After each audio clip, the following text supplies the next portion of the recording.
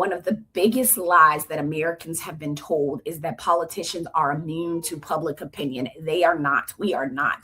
And that they're immune to silence, that public comment. They're not. Well, they are not immune. What am I trying to say? What they are immune to, right? People think that politicians, that court of public opinion doesn't matter. We're immune to silence. Silence is not, it's not pressure. Phone calls are pressure. Letters are pressure. Showing up is pressure. Having your friends show up is pressure. People who move politicians aren't always the largest groups of people. They are oftentimes the most persistent groups of people.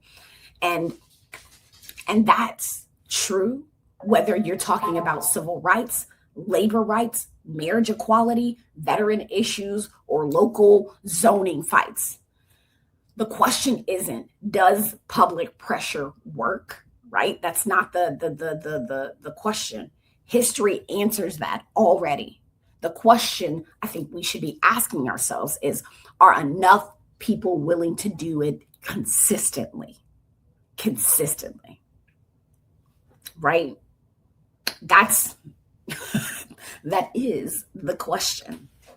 Fair enough. People are paying attention to these big national stories, and some of those stories deserve that attention, y'all. They absolutely do.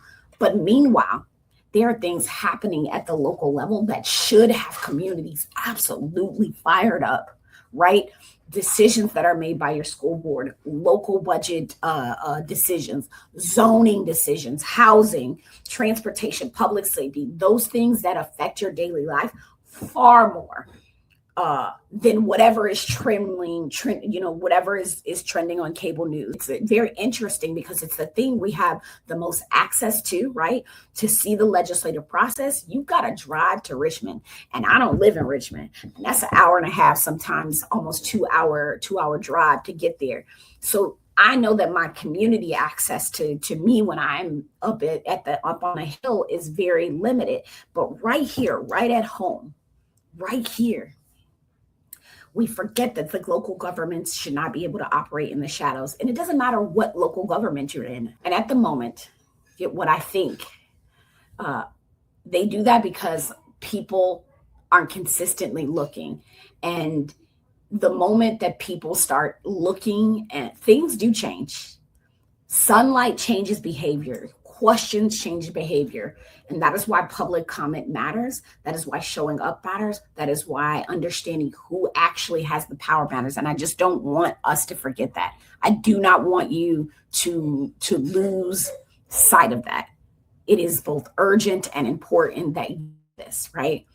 We need to be thinking about a serious plan for reclaiming our country, but it starts about reclaiming our neighborhoods, reclaiming our backyard, reclaiming the local action that needs to happen. But what I do know is it is always my intention and my goal to be the representative that I want for myself. And sometimes I fail. Sometimes I'm extremely successful, and that is real. Like that is the thing in activating, is that every moment isn't going to be a success. Every opportunity is a success story. The thing that I am working on now is still being able to operate and work with those folks that may have been, lying, obfuscating, and just did not have public interest in mind. Because that's the thing, is especially in government, you are going to have to work with people that you may have to find common ground with people that don't have your interest in mind on a different issue. And that's because of the system that we've set up. So just, I'd say, hang in there, right? Like it is consistent pressure that is both urgent and important when we talk about the work that needs to be done moving forward, both at the local, state, and national level. And we've got to know that. So for, an example of that is the ADA. Think about it, the American Disabilities Act, right? When we talk about public pressure, it happened because disabled Americans literally crawled up the steps of the Capitol, right? This is that action. People who were literally, and go look this up, right? Literally crawled up the steps of the Capitol. The Voting Rights Act happened after Selma. The Fair Housing Act happened years after organizing and Dr. King's assassination. None of those things happened because elected officials woke up feeling generous. They didn't happen. They happened because the public made it clear. The public made inaction more expensive than action. And we also need to get in the business of being able to quantify, right, the price of doing nothing, because there's a price of doing nothing.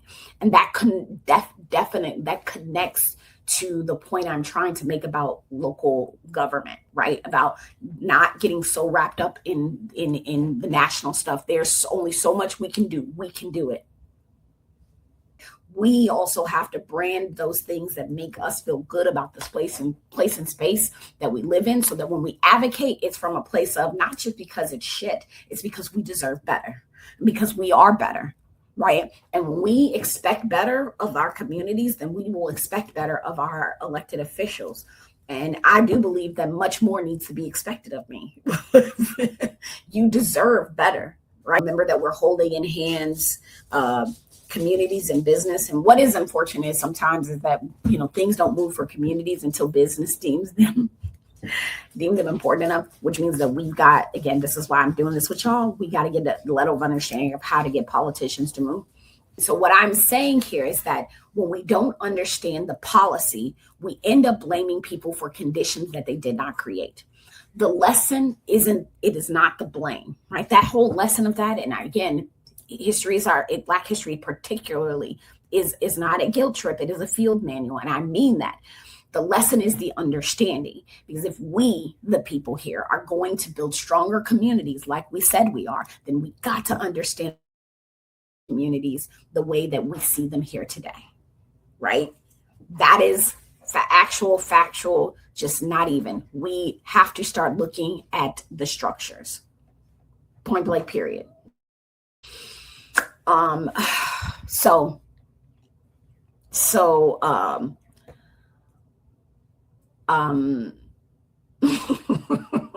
I just am really disappointed to see the things that are happening, but I also understand that this is the way. This is the timeline that we're on. The Avengers had many timelines. This is the timeline that we're on. And we have to understand that we are each individually an Avenger with our own right, our own superpower, and it is time to assemble. Yes, so much work to do. So don't forget your assignment. Not playing. This is how movements grow. This is how they grow. They grow with one conversation, with one neighbor, with, a one friend, one coworker, one family member. We just have to choose to do the thing